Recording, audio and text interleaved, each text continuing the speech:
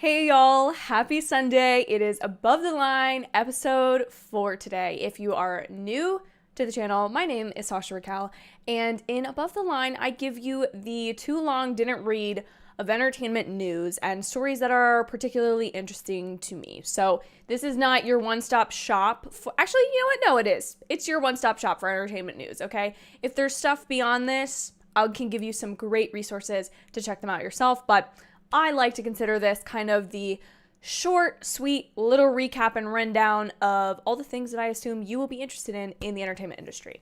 So thank you for joining us for a fourth week. We're back to a second week in a row. Hopefully next week, nothing will interrupt this stream. In fact, I'll schedule it after the stream, but usually I am trying to keep these at Sunday at 3. Next week, time is TBD because of Oscar Sunday. I don't know if I want to kind of do a bigger episode because it's Oscar Sunday or a shorter episode, so we'll figure that out. But thank you all to those of you who are joining us today. Alex, my good friend, how are you? I'm doing great. I'm very excited for your spring break. I hope you have a wonderful time. And yes, let's hope it's going to be a great stream today. I just realized I don't even have my notes up, so I'm going to do that while we kind of let people join. But yes, this is, I will say up front, I have not seen Creed 3 yet, okay? Because of some stories, we're going to be talking about it this week. I just rewatched Creed 2 last night. I love these movies so much. I'm so excited to go see Creed 3. In fact, maybe I'll go see it tonight. I'm not 100% sure if it's on the docket, but I'm very excited. I've heard very great things. If you are looking for some reviews, I know Jack has a review. I know Chris has a review. I know Nick has a review. So I will kind of link those after the show is over in the description or the comments in case you do want to get a little look at Creed 3. And yet another week without my Ant-Man Quantumania review. That's on me, guys. That's on me. I need to edit it. It's sitting there waiting to be viewed by you. But you know, I'm not even going to hype it up. I'm just going to try to get it done. That's what we're going to try to get motivated to do, is just get things done and posted and not put the pressure on myself for it to be perfect. Now there are a couple of you here. Oh, Fernando, we're going to need a fashion recap. Listen, if the people ask for it, I will try to provide. Part of me really wants to do like a full, here's the situation for next Sunday, guys, for Oscars. Of course, it'll be scheduled. I'm going to try to do things ahead of time so that you guys can kind of know what to attend or come to or whatever. But I did a Golden Globes watch along live stream, and that was a blast. It was a freaking blast. The problem with Oscars is I take Oscars a little bit more seriously than Golden Globes. The other issue is the Last of Us finale will be airing that night. And it's going to be a hard press to get Christian to watch the Oscars over Last of Us. To be honest, do I want to watch The Last of Us more than Oscars?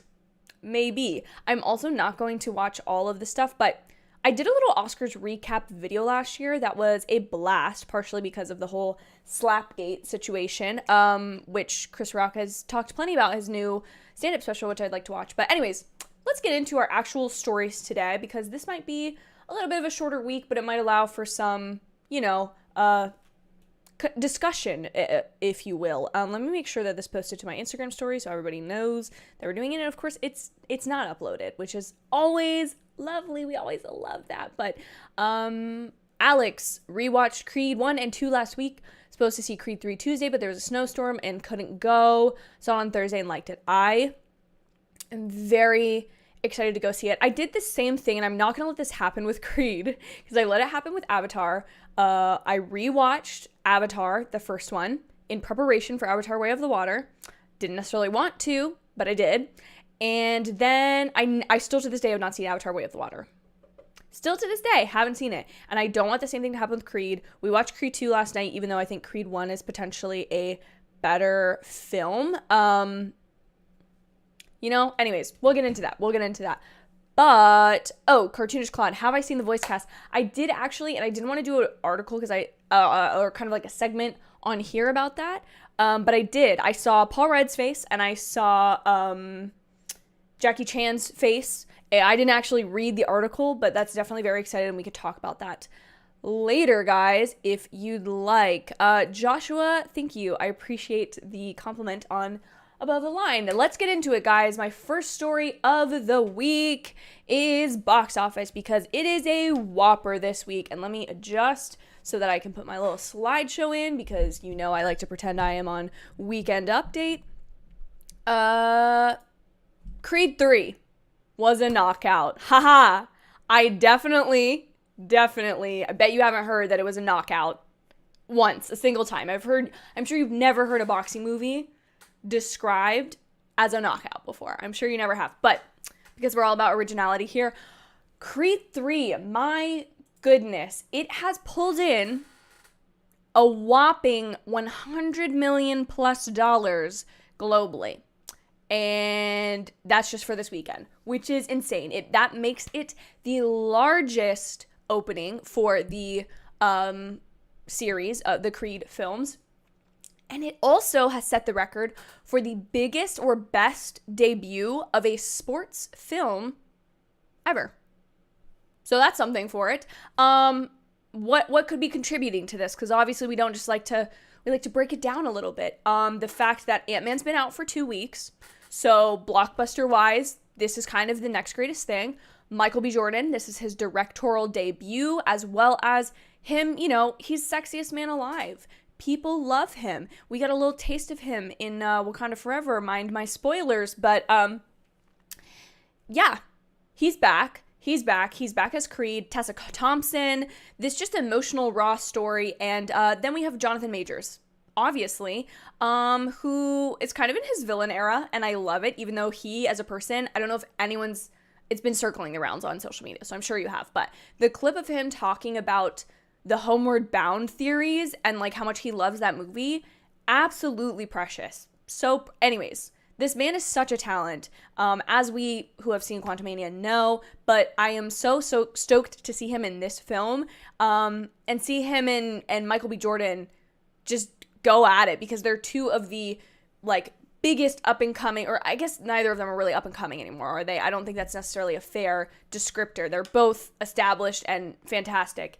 But yeah, this film is getting really good word of mouth, at least in my sphere of things. A couple people have told me that they felt that it was more in line with the first Creed in terms of maybe quality over like hype, which is exciting. And it seems to be doing decently well with critics as well.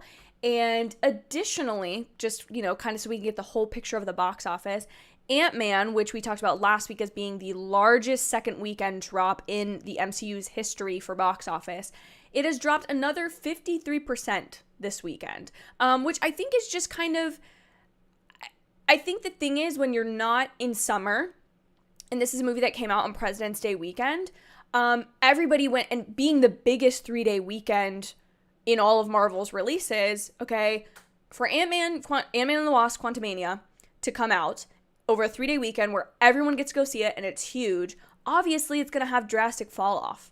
Like, obviously in the 2 weeks since, it's not going to keep as many people coming back to the theaters. People who wanted to see it desperately already did. People who don't really want to see it will probably wait till it's on Disney Plus, because that window is so short anymore that they won't even have to wait till Guardians of the Galaxy 3 is coming out, probably, to see that. Or it'll be right around that same time frame, because that's kind of the same thing they did with Wakanda Forever. So these are just things that I think seems pretty normal.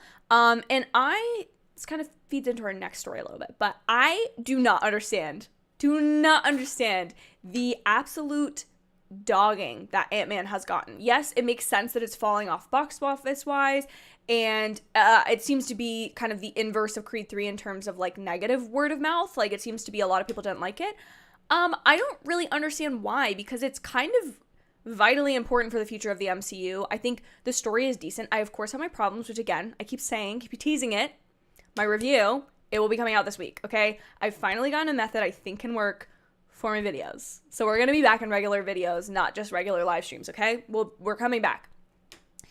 But I just don't think the movie is necessarily getting as much deserved negative criticism as I would expect. I'm also just very confused in this era of the MCU that no movie is just generally liked, it seems. The last 5 or so movies. I'd say the only one that was probably like that was Shang-Chi.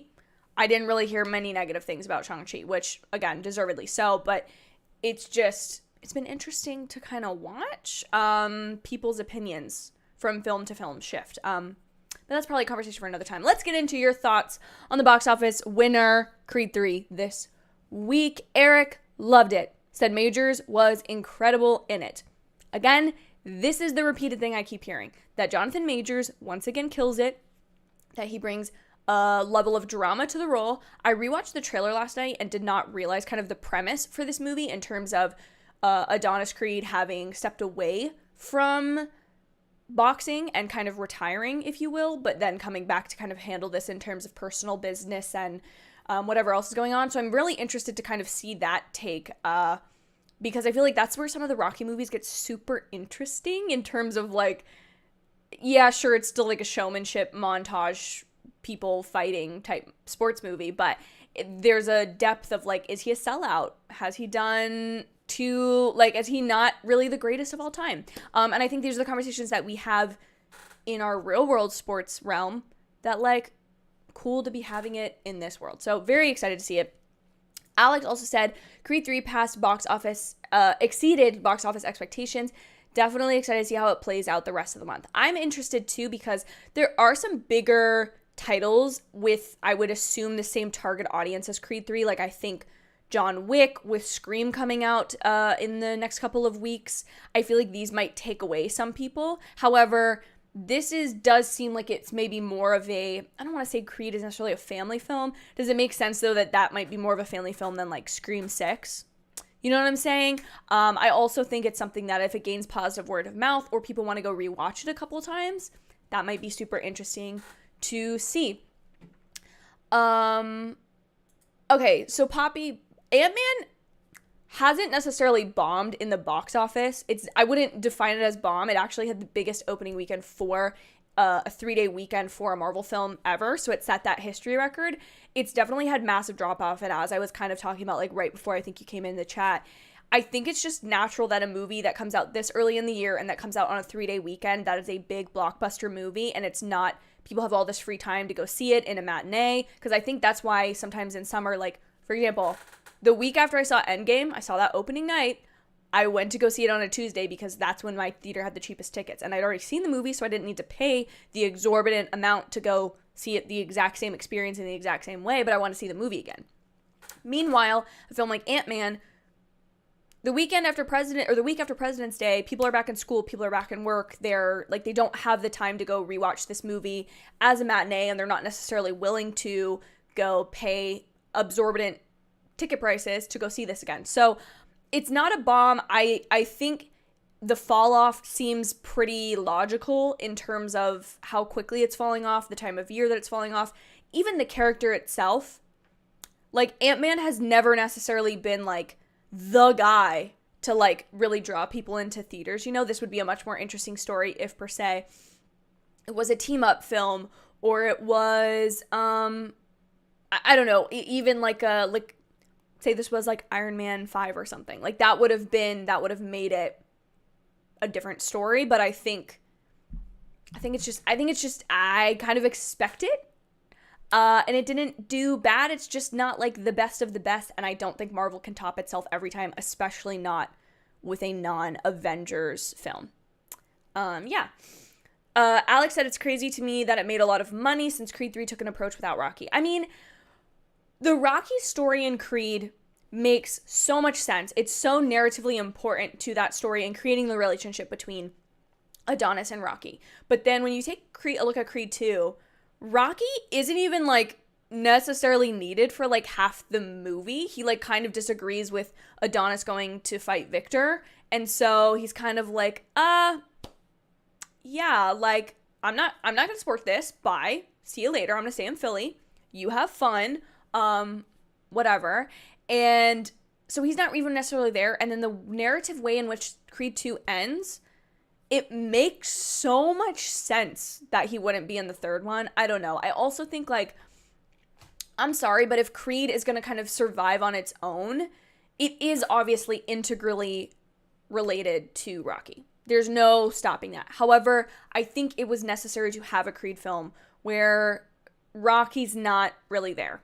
I don't think that's crazy about the movie because people love Michael B. Jordan and people know who Jonathan Majors is and know that those are two of the most talented actors working right now. And so I don't think it surprises me as much. But it definitely is interesting when you do say it like that of like, oh, it did better than like the first Creed box office wide because Rocky was in that. So I get where you're coming from. Francis says the new Creed was pretty much meh for me. Pretty basic stuff. Not super surprised by the numbers. Bigger than expected, but people are hungry during this time for something recognizable. Now, that's definitely a fair point. People they want to go see. This is a great time, I think, for sequels to come out because it's like people don't really have a ton of other options. Whereas in summer or in fall, you may not pick to go see Creed 3 over like a Oscar baity type movie if you're into that sort of thing. I don't know. I'm just really interested to see it because I care a lot about the character of Creed and his wife and their daughter. And I'm just excited to kind of see the evolution of that story and kind of see if there's some element in this that maybe 15 years down the road, Michael B. Jordan, a much older Michael B. Jordan, kind of comes in and coaches somebody else. Like, it'll just be really interesting to see and see where it goes.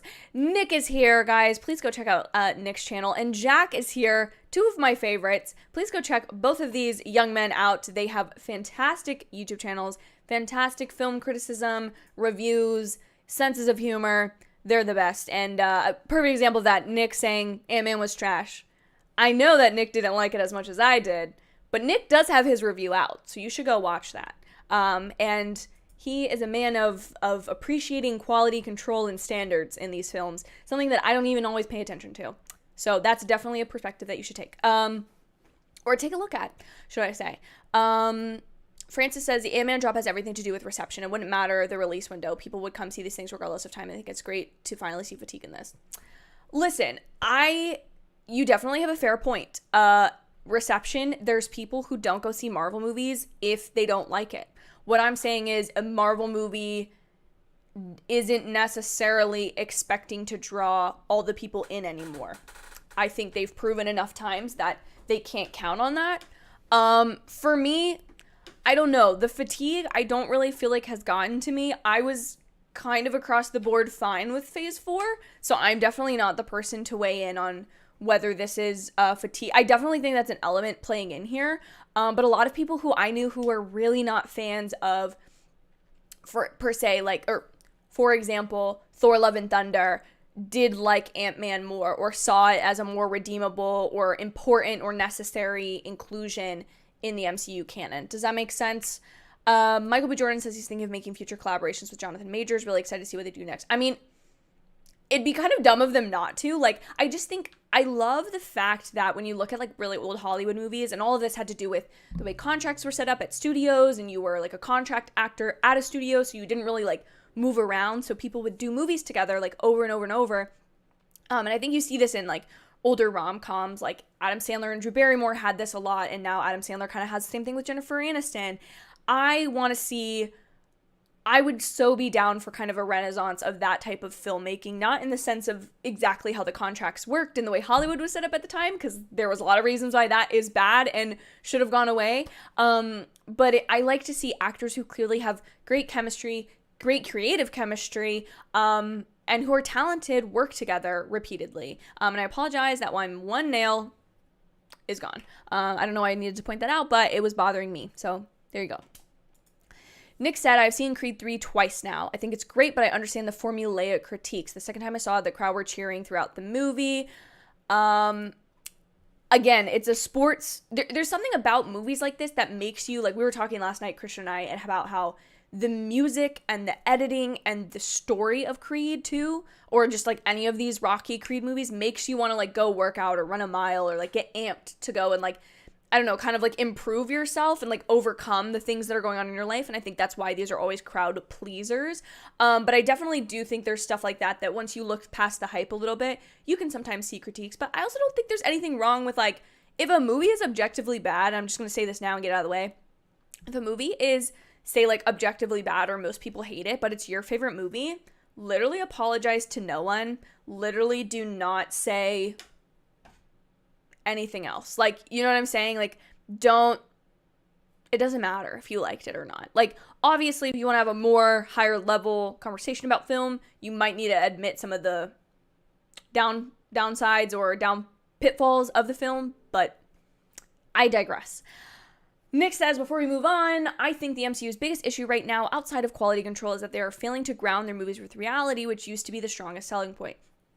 I would agree with you. Everyone knows on this channel that I am a bigger fan of the ground level MCU rather than the spacey stuff. However, I saw a really interesting YouTube short, which I'm going to try to find and I'll try to link below later, about how the MCU or MCU fans took the wrong lesson away from Winter Soldier, in the sense that for a movie that is a political thriller like Captain America the Winter Soldier, for that movie to be set in kind of these concrete, desaturated type visual aesthetic of the movie, which, again, I don't necessarily always care about these kind of criticisms, but I know that this is a big one, or a reoccurring one, about the desaturated look and palette and aesthetic sameness of the MCU, which I think movies like Ant-Man Quantumania and Multiverse of Madness and Love and Thunder have kind of, I think, been intentional reactions to aesthetically.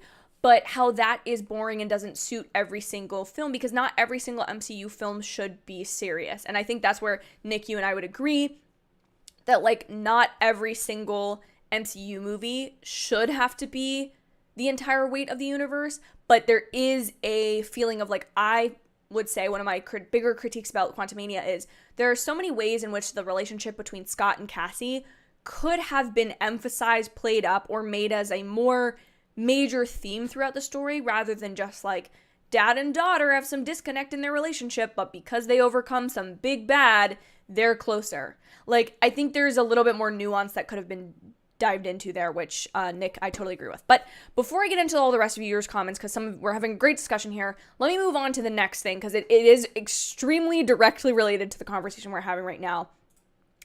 And that is, Jonathan Majors recently did an interview, I believe, with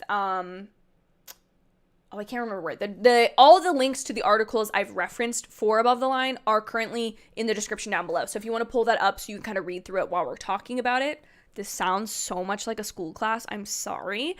But if you'd like to, go ahead. But on a recent podcast that he was a part of, he was asked about how do you feel when critics kind of bash a movie that you're a part of, or something is getting bad word of mouth. Specifically, this was being talked about with Ant-Man Quantumania. And I keep calling it Ant-Man Quantumania because I think it's technically Ant-Man and the Wasp Quantumania, but unless you're going to make the argument that Janet is the titular Wasp, and Nick, I'm sorry if I'm stealing this from our conversation earlier this week about this, but Hope is just kind of there for a lot of this movie, and I feel like she wasn't given as much narrative importance as she could have. That's all I'll say. But Jonathan Majors is doing this interview, and basically he starts to talk about, I just thought this was a really interesting thing and something to talk about, kind of the future of the MCU and this MCU fatigue, or the way that certain the dollars are dropping off, or is this sustainable long term, or do people literally not give a crap about superhero movies anymore, which I think the strong argument here is people just want good superhero content. It's not that they want less of it. They just want quality. Or I guess that's not what I meant. They don't not want any of it. They just don't want bad stuff. Okay, whatever. Anyways, moving on.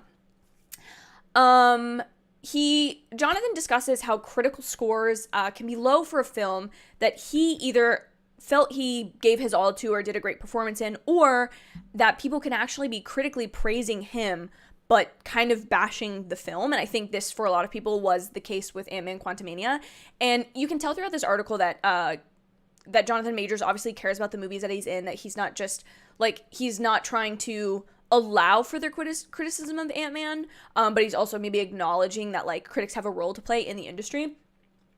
And he had this really cool analogy that I'm going to kind of expand on a little bit, but he calls entertainment a democracy where critics can be seen as the political commentators, the political writers. So the people who are on a more quote unquote expert level coming in and giving their opinion. There's clearly a role to play here. And as somebody who is a theatrically trained, I believe, very well certified, if you will, actor like Jonathan Majors, he definitely respects critics, what they do. But he kind of, to expand on this analogy, this is my words, not Jonathan Majors. I think even if you have these political writers in a political system, there's ultimately an outcome of an election that might be different than those polls or what experts are predicting. Or there might be like certain feelings towards a political candidate that everyday people have within a democracy, but that's not necessarily reflected by the experts or the people like in charge. So, I'm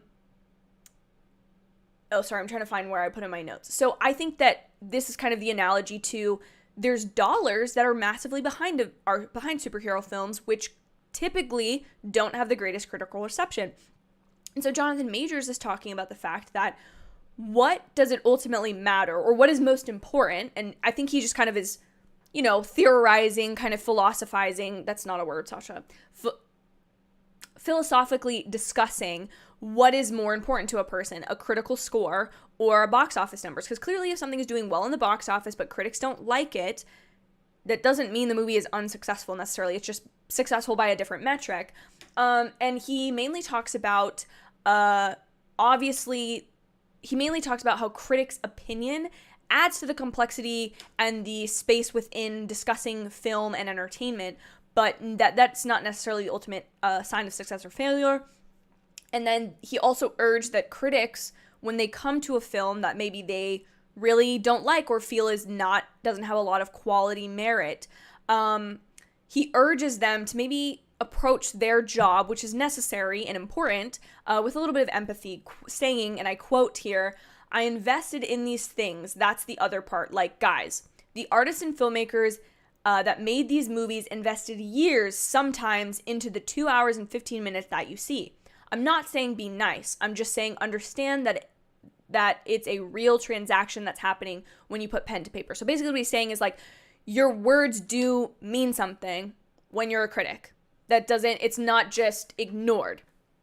But at the same time, these are people's crafts. And like, take a man like Ant-Man, Quantumania, okay? Take a film like the original Ant-Man. The original Ant-Man was initially written by a couple people, and then was supposed to have Edgar Wright involved. So obviously he's giving oversight to the story.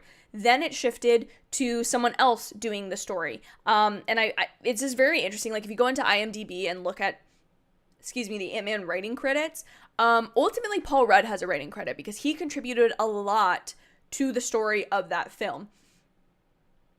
However, maybe it's not like the greatest thing since sliced bread, but that's like a lot of different people. I think there's like 5 or something credited writers to the first Ant-Man because of the different iterations the story goes through. And that obviously took a lot of time. There's a lot of people who pour their heart and day in and day out. And there's a lot of times, anyone who's had a job knows this, that there's parts of your job, even if you're not in a creative industry, that you don't necessarily like doing, or you don't like the direction it's being done with, or the oversight you're being given, or the instruction you're being told to do something with. However, you have to still do your job, and you're still going to ultimately try to draw as much meaning from that work as you possibly can.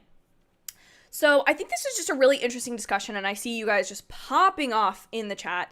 But I just think this is fascinating, and I'm so glad that someone like Jonathan Majors, who really does have the credibility of being a fantastic actor who both fans and critics seem to really love, kind of bridge the gap between this conversation, because obviously these 2 back-to-back films that he's been a part of are more crowd pleaser, box office happy films, it seems. However, he's an actor with so much raw talent, and it was also very just interesting to hear him discuss kind of the difference between how do you approach this and how does he as an actor receive criticism about a film that he's excited about, because a lot of times, again, critics see these movies before general populations, so you might get negative feedback from critics prior to box office numbers. Anyways, I'm going off on a little bit of a tangent here, but I just think this is such an interesting conversation, specifically in regards to the MCU or more of these box office bangers, if you will.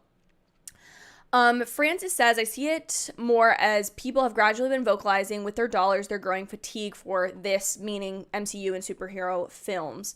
A lot of the recent stuff could be shielded by the pandemic, but we see past that now. I think the only thing is like, in the pandemic, the movies that were doing well were these box office movies. And I get what you're saying is like people didn't really have a lot of options at the time, so they're going to go see something like this.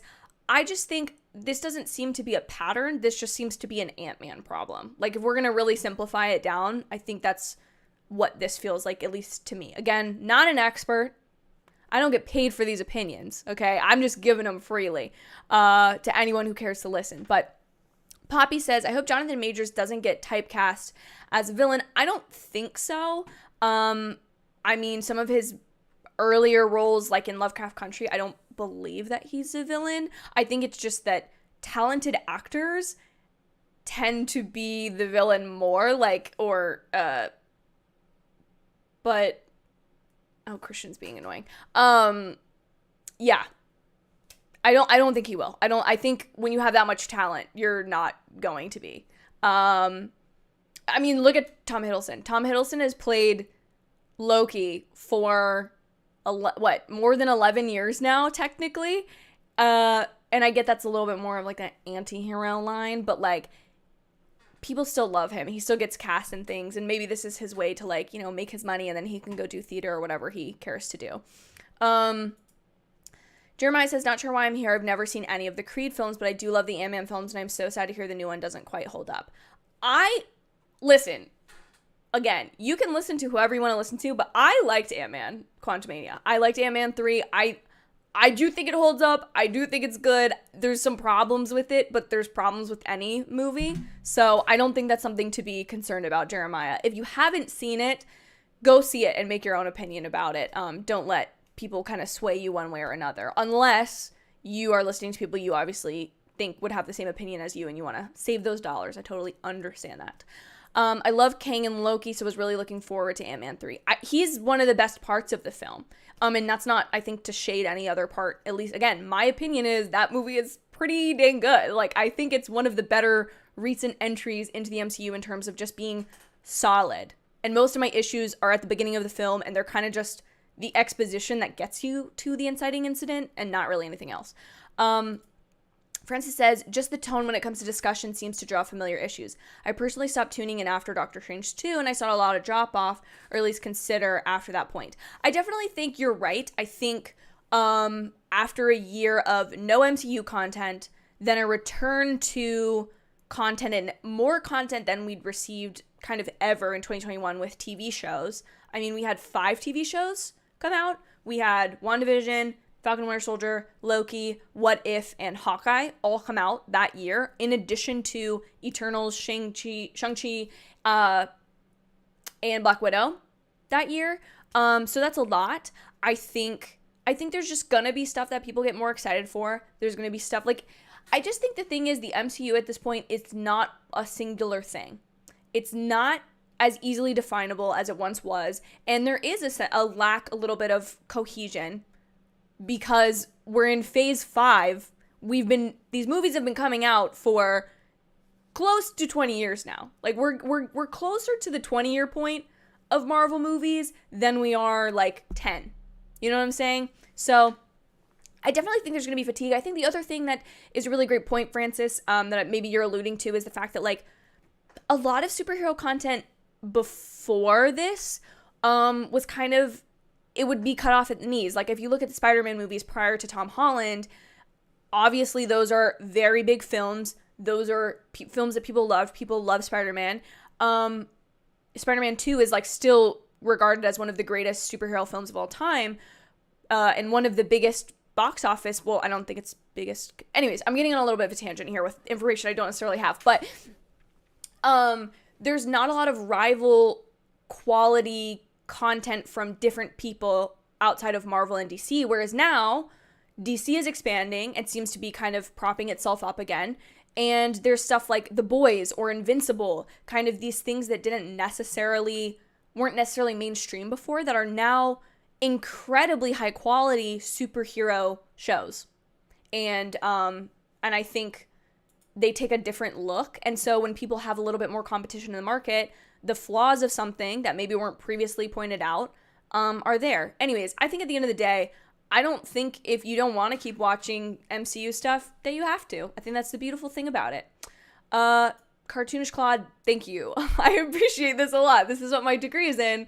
And this show is just my narcissistic attempt to use all of my school knowledge here.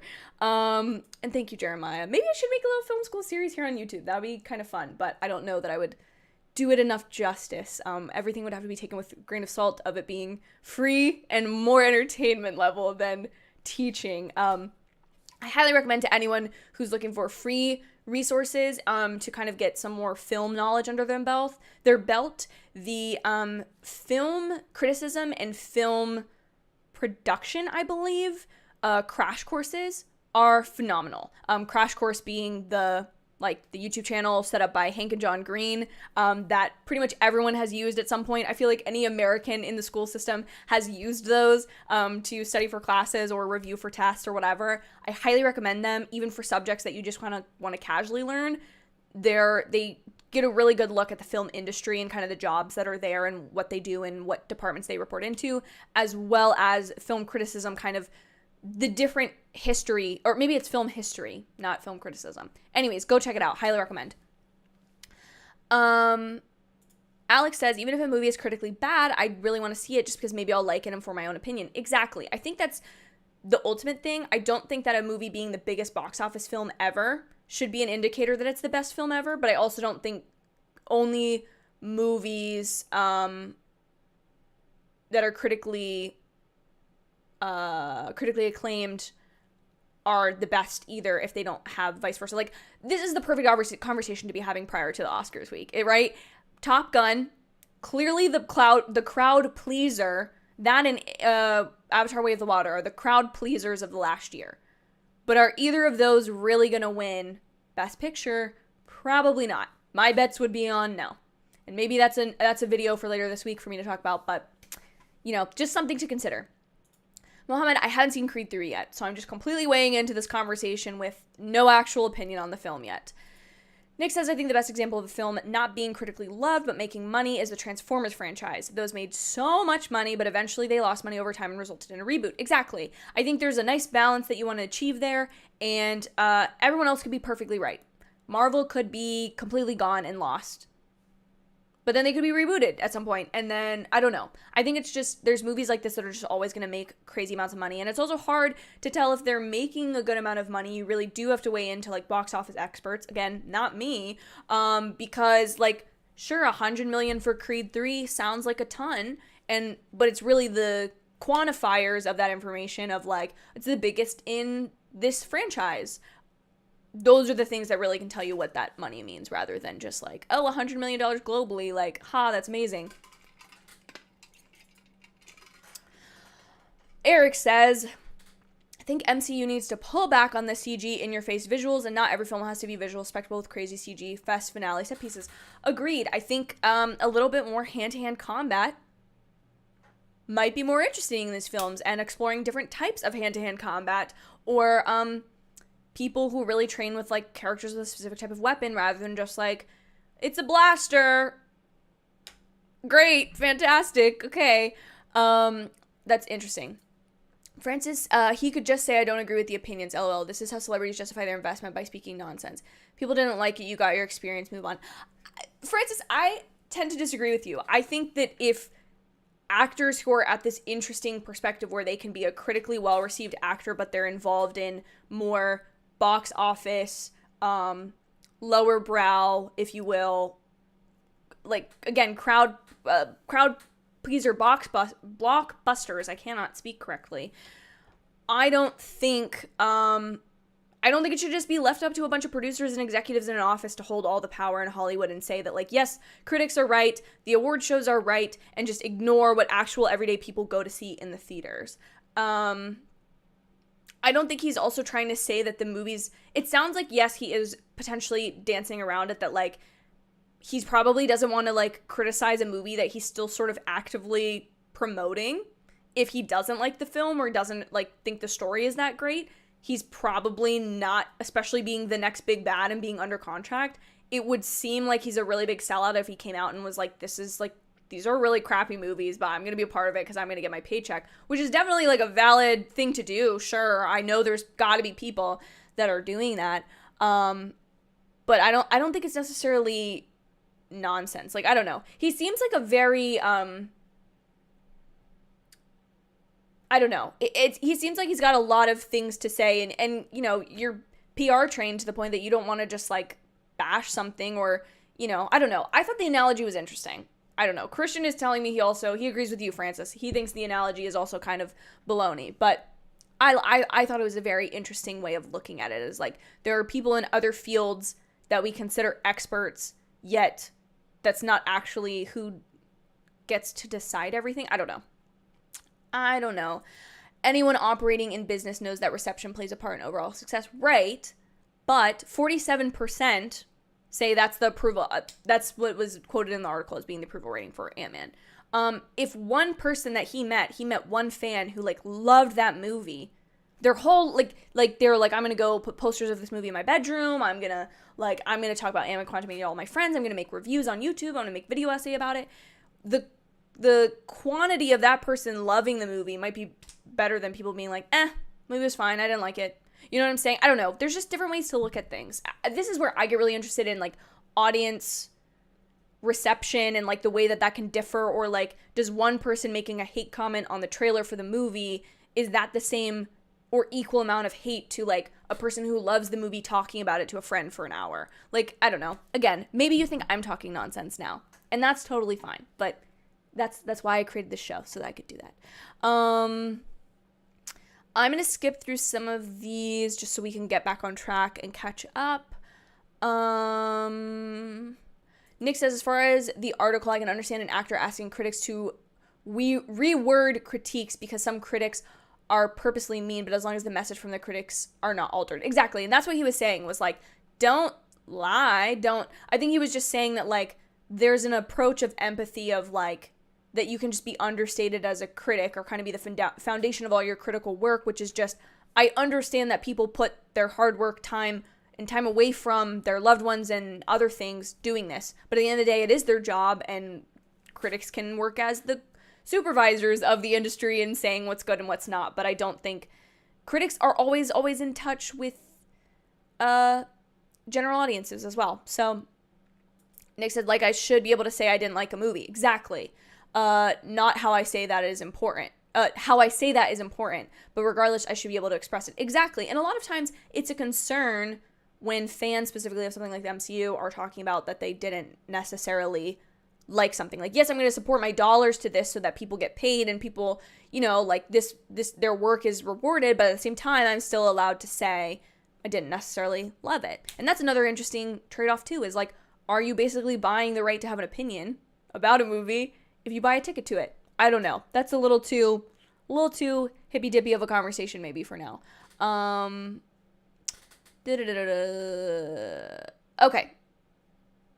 All right. I'm gonna go back to y'all's comments later, but I think it's time to move on.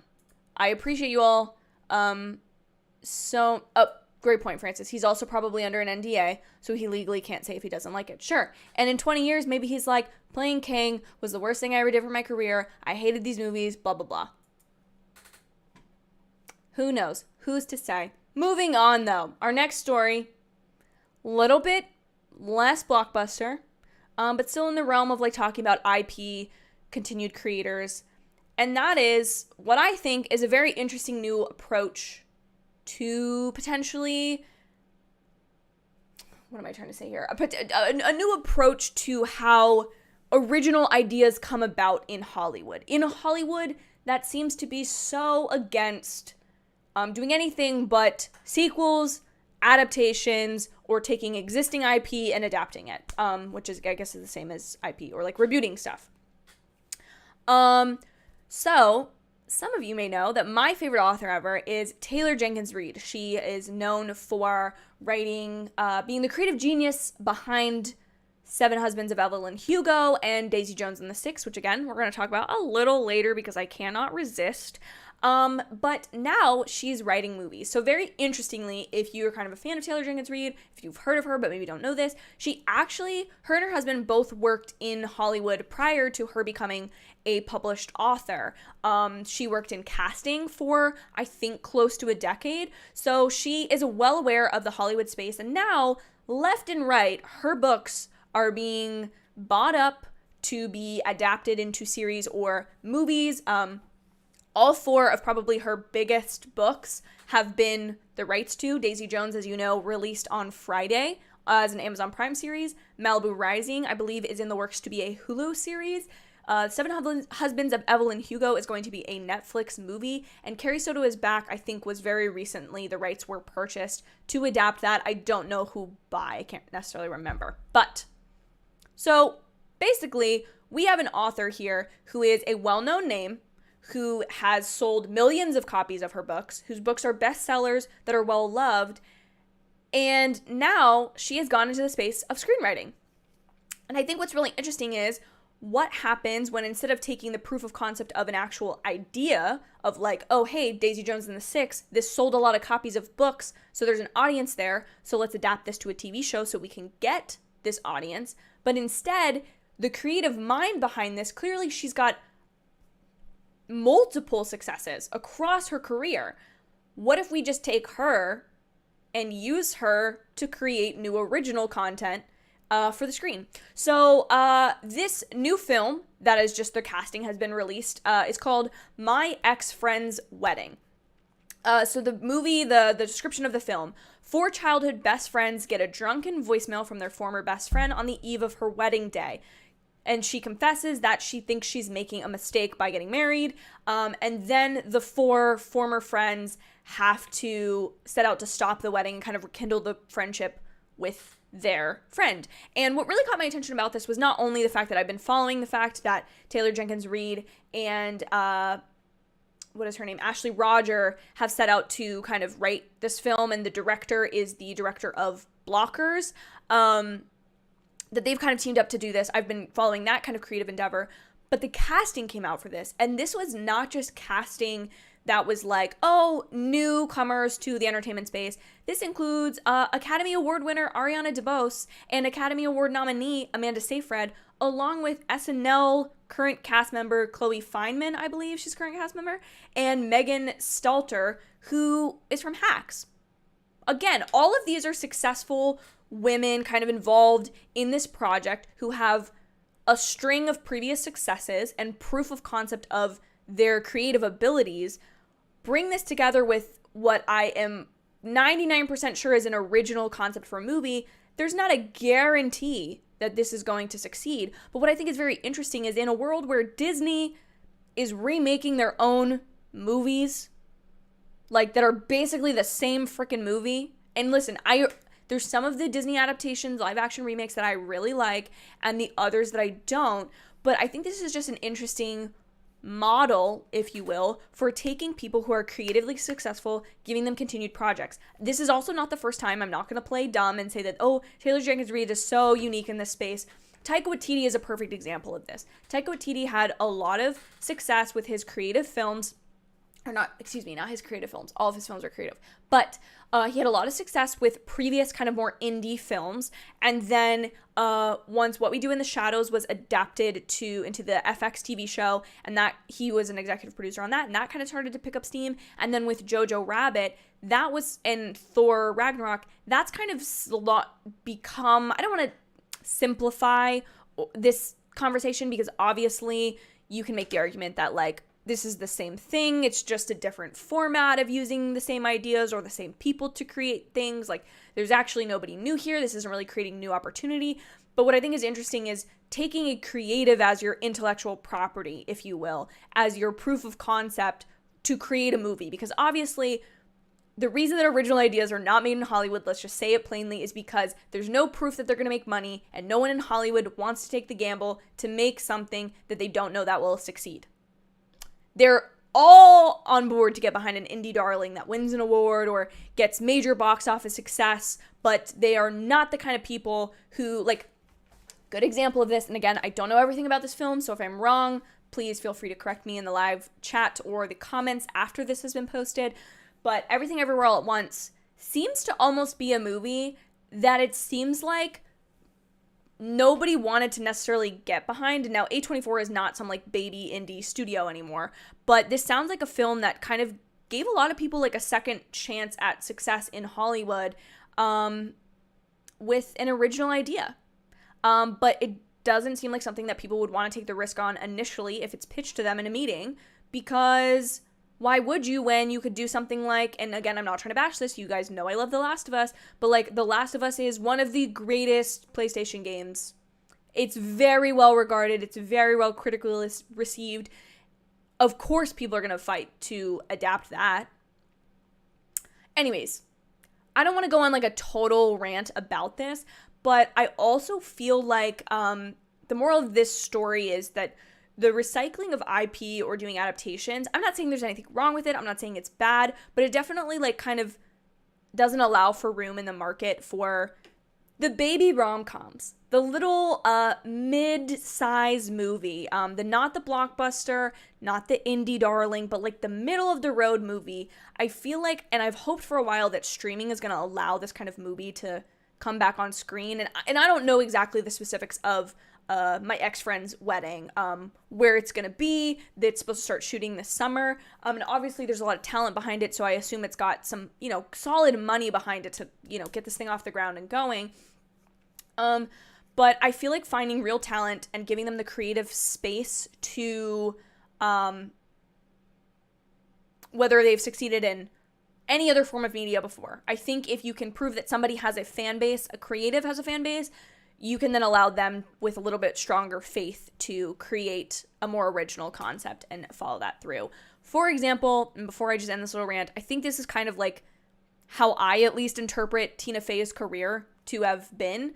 She was hilarious on SNL, okay? She had a career in comedy prior to that, was on SNL, and then proved herself as a writer, on SNL and then in future projects, and that's why she's been allowed to do kind of creatively whatever she wants, and that's why I think most of her projects have been very successful, because she is the reason you buy into that. You kind of have that good faith that you get in a creative the way you would a recommendation from a friend, and that's how something like this feels, at least to me anyways, which, again, I don't want to oversimplify something like this, but again, this show is for me to talk about the stories that I think are interesting. So let's hear your opinions on this. Cartoonist Claude points out that Disney's been doing a lot of remakes. Yeah, Disney has. When was the last time we saw like a new Disney princess? Not that I'm saying that's the only thing Disney does, but unless you want to say that Mirabelle is a Disney princess, which I don't think she technically is. And I'm not saying they have to all be princesses. I'm just saying, like, Moana was kind of like the last time we had something that was like a classic Disney musical. And I'm all for a studio adjusting and doing new stuff. And I know that there is a princess currently in the works that was announced at D23 last year. But like we talked a couple weeks ago about, I went on a livid rant about Toy Story 5. Which was maybe a little undeserved. The movie hasn't even come out yet. We don't know anything about it. So, again, maybe I should take Jonathan Majors' advice and approach that with a little bit more empathy for the people that are going to be creating that film. But, yeah, Disney just seems to be doing, Pixar seems to have announced a lot of sequels. Disney seems to be announcing a lot of sequels, remaking live action versions of previous films, which, again, there's definitely, like, a value to bringing older stories to a new generation. Like, A Star is Born is a perfect example of that, okay? I probably would never have watched the Judy Garland A Star is Born or the Barbra Streisand A Star is Born, but because there was a version with Lady Gaga and Bradley Cooper, I'm now interested to see the evolution of that story. You see what I mean? So, there's definitely a value to that. I'm not saying that adaptations are bad. I just went on a rant about how much I love Marvel. So, like, y'all know I'm not necessarily against franchises and adaptations and sequelization, but I definitely think there's certain people who, I don't know, I just think if Disney and studios like Disney are going to continue to do the remakes and stuff, that's fine. But then it allows some room for other people to break out in the original space. I would hope. Alex says, very happy for Taylor Jenkins Reid. I am too. I think she's a phenomenal writer. If you have not read her books, go do it, which, actually, I'll save that for the end. But yeah, she's a phenomenal author. And to get to see her be an executive producer on the adaptations of her own projects and doing stuff like this, super interesting, super fun. And I am so excited to see anything that creatively comes from her mind. To see any creative project that comes from her mind. Francis says the unfortunate side of creativity in Hollywood is that the pitch must have past success or mainstream attachments to be given any real consideration. Precisely. It can't just be that it's good and do its thing. If you're able to pitch a profitable superhero or low-budget horror, you're likely to get a second meeting. Anything else is left to much doubt. Definitely, but I think there's room in, or again, the hopeful, optimist side of me would hope that the way that streaming services are dividing themselves basically into a new cable landscape, but it's going to take a while for it for cable to disappear and streaming to be the new cable, and then whatever comes after streaming to become the way that we watch media. But I think there's definitely room. There's definitely room for creativity. And I think there will come a point where people might be willing to pay for a streaming service. Here's an idea. Anyone listening, any Hollywood executives want to call me up, let's make this. And again, this will require a lot of money, so I'm not trying to come at this from a naive angle, but if there was a streaming service that was entirely independent or niche, newly created projects, I don't know. I'm not saying that to be successful. The more and more I say it, I feel like a dummy saying that, because like obviously you need money to create stuff. You need names behind it to even get recognition, or else it's like, why? But I definitely think there's something to be said for needing more original ideas, so that in 50 years from now, there's gonna be another Superman movie. We know that. There's gonna be another Spider-Man movie, because that's just the way things work. Like, no one's ever gonna set an idea down when there's an opportunity to make more money and say, nope, not gonna touch that anymore. That's just not the way that Hollywood works. It is first and foremost a business before it is a content creation and quality of entertainment space. You know what I'm saying? Anyways, sorry, I'm really going on a rant today. I need to chill. Nick says mid-sized movies that isn't a horror thriller is almost extinct today. Exactly. And I mean, you even look at something like the Netflix romance movies, and those still have to have higher budgets because of the talent that they kind of require to even be somewhat successful. But you know, anyways, I'm very interested for this movie. For instance, it all boils down to guarantees. They won't invest in something that doesn't have a roadmap of how it'll do. They don't play gambles. They like to be comfortable. 100%. However, I think that, I mean, you look at this movie, it's not 100%, but what I'm saying is this is an original idea that doesn't have an 100% idea of working. However, because of the cast associated and because of the creatives associated, maybe that gives them more promise. And I'm just saying that I think that's a more interesting way for Hollywood to create more original ideas, is by allowing the proof of concept to be the creatives themselves, or the creatives involved with the project, rather than the actual story or narrative or project itself. If that makes sense. Cartoonish Claus says, I think Disney is relying more on remakes when it comes to their live action movies. Star Wars and Marvel don't count. No, I would agree. I mean, those would be more like sequelization and franchising of something. But their live action movies, I agree, and I know enough about animation that it would be horrible if animated movies were just pumped out every single year that weren't given the time and care that they need to be created. But yeah, like, I don't know. There's so much more time and money that could be put into something way more interesting than, like, I don't know. I didn't even want to watch the trailer for the new Peter Pan. I saw a couple, like, screenshots of it, and I was like, this is like some 12-year-old kid. Again, am I probably going to watch it? Maybe. I didn't watch Lady and the Tramp adaptation. I just think some of them just don't seem as interesting. And I feel like, again, but then again, when we talk about target audience, that's made for children. So that their version of Peter Pan, the first iteration that they get, can be new and exciting to them. Rather than me, who, like, I don't know. I'm going on a rant. Jeremiah, have fun at the theater. And Fernando, yes. Encanto is a perfect example of a unique idea. It doesn't have to be a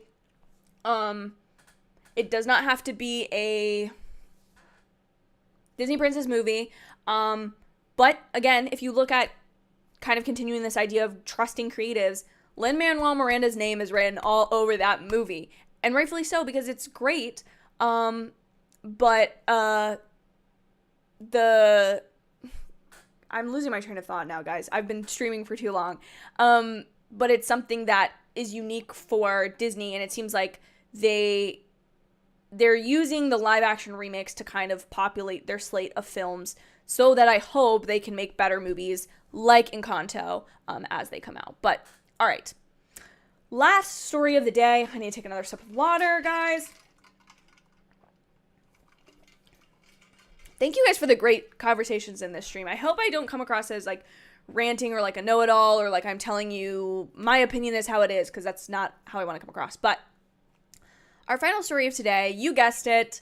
Look at us now, Honeycomb, because we're talking about Daisy Jones and the Six because I couldn't resist. I'm not going to spoil anything about the first 3 episodes, but do know that if you're an Amazon Prime subscriber, you have access to the first 3 episodes of Daisy Jones and the Six to stream. And I would recommend that you do, because it's going to be coming out weekly, for at least the next month, I believe. I don't know exactly how many episodes there are, but what I wanted to talk about with this is kind of an interesting look at, as we talk about adaptation, as we talk about creatives and the same people being successful in the media industry, and, sorry, my chair is like really squeaky and I'm very uncomfortable, how this show, I think, is doing something that I think fans of the book will really love. Again, I've already written and I'm planning a video to come out later this week to talk about what I think the general reception to the show is going to be like, and where it might have some potential failings or lack some things that I think the book had. But for book fans, I think this is a prime example of how you adapt a book that is a bestseller, that is so beloved, when you're trying to target the fans of that pre-existing thing to watch your show, but not have them come and kind of hate watch your thing and then criticize it, but to bring something new to it. And I think this does a good job of presenting an adaptation that is closer to a book than something like Bridgerton. Like Bridgerton, I've talked at length before about why I think Bridgerton is super interesting and why that's probably more popular than, or why you don't necessarily need fans of the books to make that show a success. But with something, I'm going on a tangent. Let me focus on what I have written here, my notes. Because today's episode is about connected stories, of course I had to talk about Daisy Jones and the Six, which has been every book lover's dream come true this weekend. For me specifically, I, again, love Taylor Jenkins Reid. I love Daisy Jones and the Six. It's probably my second favorite of her books. But what I did not know about this series, I knew kind of the lore behind this adaptation, is that the book was published. Reese Witherspoon has a Reese's Book Club, which a lot of those books are absolute bangers, okay? And Reese has kind of used it to be a Hello Sunshine, which is her production company, funnel, to potentially pick those books, get those books to do well, purchase the rights or option the adaptations of those books, and then create those. And so she is a producer, executive producer on Daisy Jones and the Six, I believe. But she basically, after the book kind of goes viral in Reese's Book Club, she calls up Taylor Jenkins Reid and is like, hey, I want to make this into a TV show. So then they eventually do it and sell it to Amazon. But what I didn't know was this show was supposed to film in early 2020, but of course we all know what happened in early 2020. But what's super interesting is what was able to come from this kind of being a delayed process. Now again, this all is sort of contextually important. This would not have necessarily happened if a studio like Amazon or names like Reese Witherspoon weren't attached to this project. But they were able to actually use the 17 months of delay of filming to become proficient in the musical instruments. So allegedly, and according to my queen, Taylor Jenkins Reid, the actors are actually playing their own instruments when they're being filmed, like performing, as well as they are the ones that recorded the music. And then they were able to actually build this like really true camaraderie and like band-like mentality because they all got to know each other for over a much longer course of time than they normally would have had they filmed on time.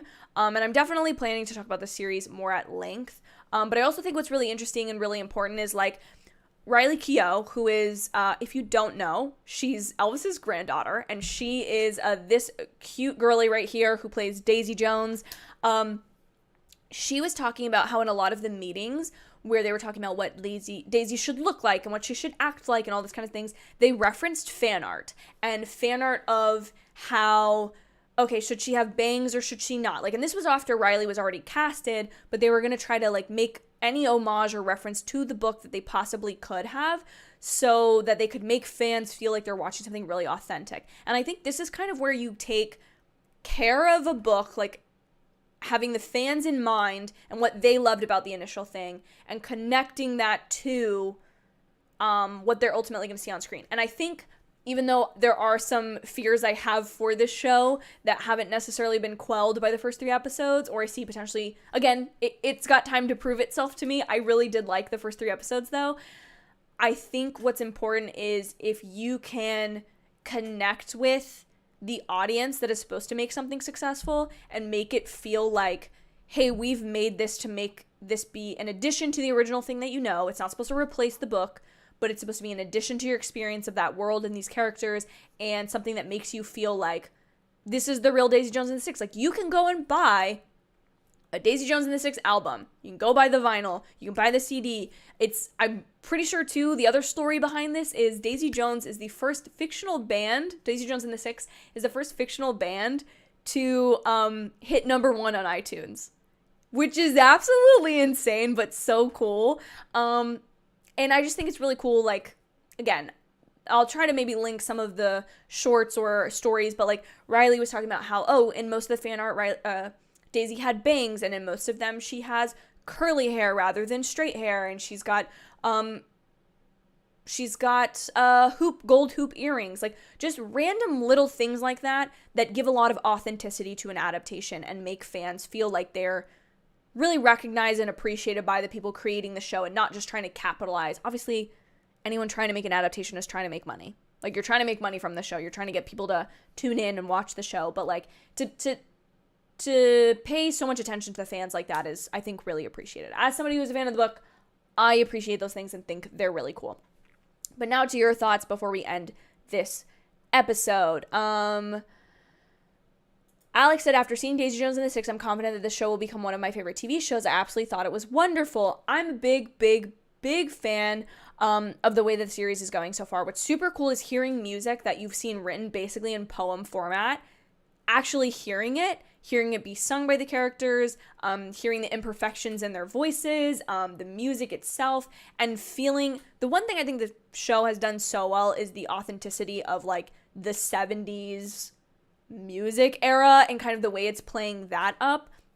My one fear, I'll give you a little sneak peek of that future video now, my one fear is that the book is so much based on people's internal thoughts and feelings towards different situations. And my biggest fear is that that's not going to translate well on screen because you just can't do it in the same way. But getting to see like certain scenes play out in live action is so amazing. And I think the casting is probably the best that the show has going for. Best thing the show has going for it is like Riley is exactly what I imagined Daisy to look like. Sam Claflin is exactly how I pictured Billy to be. Suki Waterhouse is probably the only one that, like, Karen looks that way, but I didn't read her as British.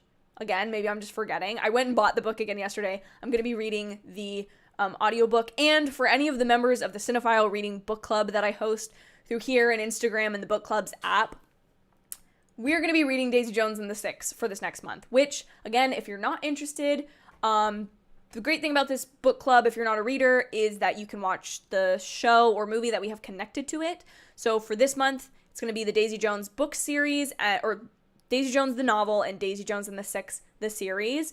Hold on, I need to get rid of my chat for a second. Hold on. So that's what we're going to be reading. So we're going to be reading the Daisy Jones book and watching the series, but because there's probably a lot of people that have watched it before or want to watch something in addition to this. This series is very heavily like, it's very similar to like an Almost Famous, or if you want to watch another like fake documentary. Spinal Tap is like one of the original mockumentaries of a band type docuseries like this. So that could be really interesting. Reading wise, I would highly recommend, and this is what I'm personally going to be doing, if you've read the book before, listen to it on audiobook. Because apparently the audiobook is phenomenal and adds so much more to like the context of the book. And that's what I'm really interested to like reappreciate the story. I downloaded that from the library. Don't go buy these books for this book club. Like, find a free way to read them, please, because you do not necessarily need to go buy them unless you really feel like you're going to love it. But yeah, so anyways, so that was my quick little Cinephiles reading announcement. If you want to join the book club, the links will be below. I have an Instagram group chat that right now is just Alex and Bailey, who I see you both here and I appreciate it. But yeah, this show is, I'm interested to talk with you guys about a direct book to show adaptation. The only other announcement I have for Cinephiles reading is that last month, the February book club, I still haven't finished the book and I still haven't watched the movie, which is really embarrassing for me. But I'm going to probably just make it a video rather than live stream because I'm looking at my schedule and I don't think it's going to work out. But back to the comments. Sorry for that little brief intermission of announcements. I'll probably put that all in a community post, but the reviews are glowing, and on Letterboxd and Serialized is getting a lot of 5 stars. I think it's just the feeling of seeing something that you've imagined in your head and that was so impactful, seeing it on screen, very similar, if not exactly how you pictured it, and getting to like seeing Daisy and Simone interact exactly how I thought they would in the book is like so cool. Or seeing the way Teddy acts being exactly like the book, but like bringing something new to it as well. Like, not saying that like the book is the end all be all, because this adaptation gets to like exist and add to the book, and it's such an interesting exploration in adaptation because it's not just a one-for-one thing. Bailey says, once I get home from dog sitting, I'm watching the available Daisy Jones episodes. I've been avoiding things other than watching cast interviews. Yes, highly recommend you watch it. It's gonna be a blast. Episodes 4 to 6 will release on March 10th. March 17th we'll release 2 episodes, 7 and 8, and March 24th will be 9 and 10, which will be the final episodes. Okay, I kind of like that they're batching everything because this week, again, I don't want to get into spoilers, but there's a very important part of getting the Daisy Jones and the 6 part together, that if that wasn't accomplished in the first week of release, I don't think people would get the concept of the show that well. And I'm definitely interested to see if people who are like big 70s rock fans, band fans, if they start to like this. Like, I'm gonna try to get my dad to watch this show really badly. Some people saying Riley is married to a cast member, and then Bailey said her husband has a cameo, she said. Bailey originally listened to the audiobook when the book came out, but now I have a physical edition. Great. And Bailey, if you want to read something else for the book club, or you just remember it well enough, again, nobody's being forced to do anything in the book club, but yeah, last month I just had a really hard time finishing Tomorrow and Tomorrow and Tomorrow, and I just figured Daisy Jones would be the easiest way to kind of reset the book club. Alex says, I hope you have a great end of your week, Sasha. Great Above the Line episode once again. Thank you. Claude, I would talk more about the TMT and T casting. Let me just look it up really quickly and we can briefly talk about who the cast is. So we have Jackie Chan, and then... Oh, I did not know Seth Rogen was involved in this. So Seth Rogen took to the Nickelodeons. This is a Variety article, which I'll drop in the chat right now. Just put that away. The animated reboot for Teenage Mutant Ninja Turtles Mutant Mayhem includes the teenage actors voicing the squad of heroes and Jackie Chan as the master sewer dweller Splinter. Micah Abbey, Shamon Brown Jr., Nicholas Cantu, and Brady Noon will voice the roles of Donatello, Michelangelo, Leonardo, and Raphael, respectively. So they seem to be younger actors, which is very exciting. And, yeah, I don't know. Oh, we've also got Paul Rudd as Mondo Gecko, Maya Rudolph, who I love, as Cynthia Ultram, Post Malone as Ray Fillet, Giancarlo Esposito as Baxter Stockman, Ayo Edebiri as April O'Neil, and a bunch of other people, including Ice Cube, John Cena, Rose Byrne, and Rogen, Seth Rogen himself. So very stacked cast. I'm very excited for that to come out. My Teenage Mutant Ninja Turtles understanding beyond the fact that they're all I could pair up the colors to which one, because that was once a bonus question on a test of mine that was about the Renaissance, was which Teenage Mutant Ninja Turtle, which are all named after Renaissance painters or artists, match them with the color. So I can do that. But I'm interested to learn more about this because this adaptation, or reboot, sounds really fun and exciting. And I'm glad, Claude, that you are very excited for it. And Bailey says, no problem with the club. It's the first pick month. Don't get stressed about it. Thank you. I appreciate that, girly, because I was like, how can I expect other people to join my book club if I'm not going to freaking finish the book? It was just a slog for me. I don't know why. I'll talk about it in a video. But guys, that's going to be it for this episode of Above the Line. Thank you to all of you who joined. This was, from the looks of it, the most successful stream of, or one of these Above the Line episodes that we've had. Again, I'm hoping next week to be back at the same time, 3 p.m. It will, of course, be next Sunday, but I'm going to have to be flexible with Oscar stuff, but it should be scheduled after this goes up. I'm also going to, this week, finally get clips of this up the way I've promised as YouTube Shorts, but thank you so much to all of you who return to this, who enjoy it. Again, if you want to join any of my book club or subscribe to me, you're welcome to do that. All those things should be accessible below, as well as the links to my Serialized, my Letterboxd, my website, Assembled Press, which I actually recently posted a mini blog article for. And also, sorry, breaking news. Would people rather do Discord to Instagram? Because I don't really check my Instagram DMs that much. Apologies to some of you who do DM me regularly. I don't normally check those. I'm thinking I'd like to set up a Discord instead, because I feel like that might be the best way. And I could even do like a channel Discord and then do like a subcategory of the book club, which might be interesting. Or maybe maybe we just make it the book club. I don't know. We can see. But if anyone is more interested in Discord, let me know. I'll look into that, and any updates will come through the community page or my Instagram story. So be sure you're following me both those places. But guys, my voice is sore. My horse, I should say. Thank you again for this lovely, lovely stream. It's the highlight of my Sundays. And I will see you guys next week with another Above the Line and some Quantumania and Daisy Jones centered videos this week. Bye, guys.